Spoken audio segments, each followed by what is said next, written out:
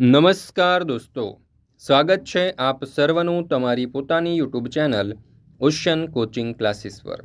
મિત્રો, આજે આપણે ધોરણ 7ના ગુજરાતી વિષયનું આજે નવું પાઠ્યપુસ્તક છે તે નવા પાઠ્યપુસ્તકના કાવ્ય નંબર 19 ઘડવૈયાના ભાગ 2 એટલે કે સ્વાધ્યાયનું સંપૂર્ણ સોલ્યુશન આપણે આ વિડીયોની અંદર જોઈશું। મિત્રો, આ કાવ્યની સમજૂતી તમે ન જોઈ હોય તો આપણે ભાગ 1ની અંદર આ કાવ્યની સમજૂતી આપેલી છે, જેની લિંક તમને નીચે ડિસ્ક્રિપ્શન બોક્સમાં મળી જશે। જરૂરથી તેનો અભ્યાસ કરી લેજો। આ વિડીયોની અંદર આ ભાગની અંદર આપણે સ્વાધ્યાય જે છે 19મું કાવ્ય ઘડવૈયા તેનું સંપૂર્ણ સોલ્યુશન આ વિડીયોની અંદર જોવાના છે। ચાલો દોસ્તો, તો શરૂ કરીએ આપણે ધોરણ 7 વિષય ગુજરાતી કાવ્ય નંબર 19 ઘડવૈયાના ભાગ 2 એટલે કે સ્વાધ્યાયનું સંપૂર્ણ સોલ્યુશન। એમાં પ્રશ્ન નંબર 1માં આપણને વાતચીત આપેલી છે। તેમાં પહેલો સવાલ, દેશભક્તિ કેવી રીતે પ્રદર્શિત કરી શકાય? તો જવાબ આવશે, ખરેખરી દેશભક્તિ તો ત્યારે પ્રદર્શિત કરવાની હોય જ્યારે દેશની સલામતી જોખમાય અને એ માટે આપણે મોટું બલિદાન આપવા સજ્જ બની જઈએ। તે સિવાય દેશના કાયદાઓનું પાલન કરવું, નિયમિતપણે કરવેરા ભરવા, આફતના સમયે લોકોને મદદરૂપ થવું, પ્રામાણિકતાથી નોકરી કે ધંધો કરવો, દાન ધર્મ કરવો વગેરેથી પણ દેશભક્તિ પ્રદર્શિત કરી શકાય। આ ઉપરાંત તમે સક્ષમ હો તો સૈન્યમાં સેવા આપીને દેશની સરહદનું રક્ષણ કરી અને દેશભક્તિ પ્રદર્શિત કરી શકો છો। બીજો સવાલ, આપણા દેશનું નામ ભારત કેવી રીતે પડ્યું? તો શકુંતલા અને દુષ્યંતના પુત્ર ભરત રાજા અત્યંત પરાક્રમી હતા અને તેમણે અનેક દિગ્વિજયો કર્યા હતા। આથી ભરત રાજાના નામે આપણો દેશ ભારત તરીકે ઓળખાય છે। ત્રીજો સવાલ, સંપીને રહેવાથી શા ફાયદા થાય છે? તો સંપમાં એટલી શક્તિ છે કે લગભગ અશક્ય વાતને પણ શક્ય બનાવી દે છે। જ્યાં સંપ છે ત્યાં સુમેળ છે, ત્યાં જ વિજય છે અને ત્યાં જ સદા સુખ છે। આપણું શરીર કેટલા બધા ભાગોનું બનેલું છે, પણ સર્વે અંગો વચ્ચે સુમેળ છે, સહકાર છે અને સંપ છે। જેથી જ શરીર સુખમાં જ રહે છે। પણ એમનામાં જ્યારે પણ કુસંપની કે અસહકારની તિરાડ પડે છે ત્યારે દુઃખ ઊભું થવા લાગે છે। મિલમાં સાળ ખાતાના મશીનમાં 3 થી 4 હજાર તાર હોય છે, પણ એમાં જ્યાં સુધી તમામ તાર સંપથી રહેતા હોય ત્યાં સુધી મશીન ચાલે। જ્યારે પણ તેમાંથી એક તાર તૂટે એટલે કે કુસંપની શરૂઆત થાય તો મશીન તરત જ બંધ પડી જાય છે।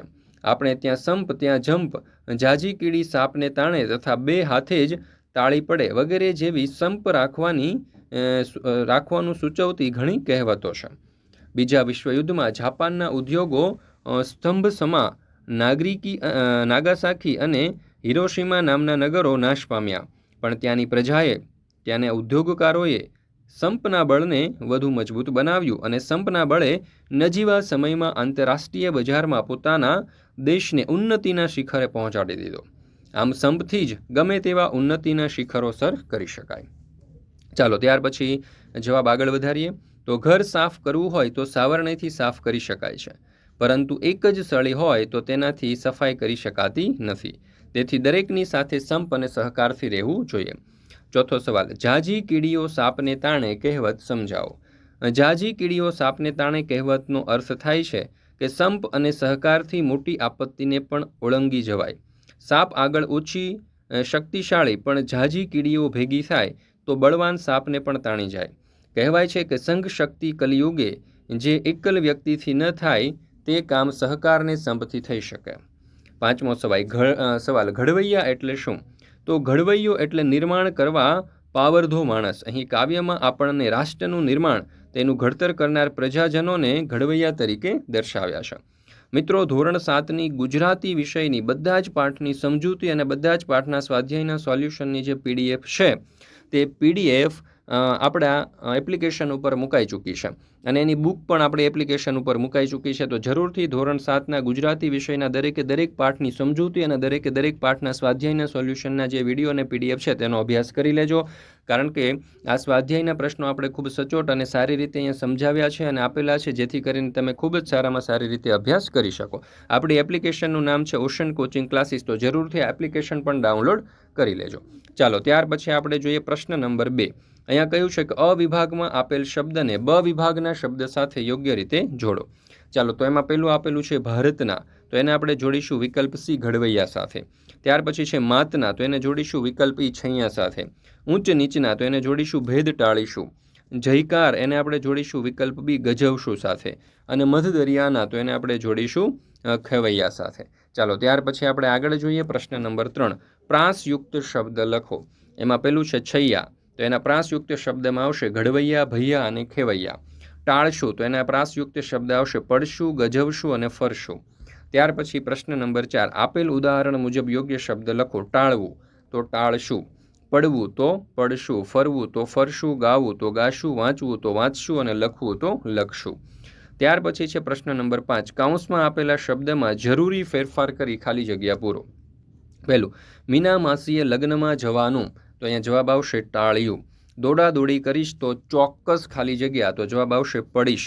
વેકેશનમાં મમ્મી પપ્પા સાથે ખાલી જગ્યા જઈશું, તો ફરવા।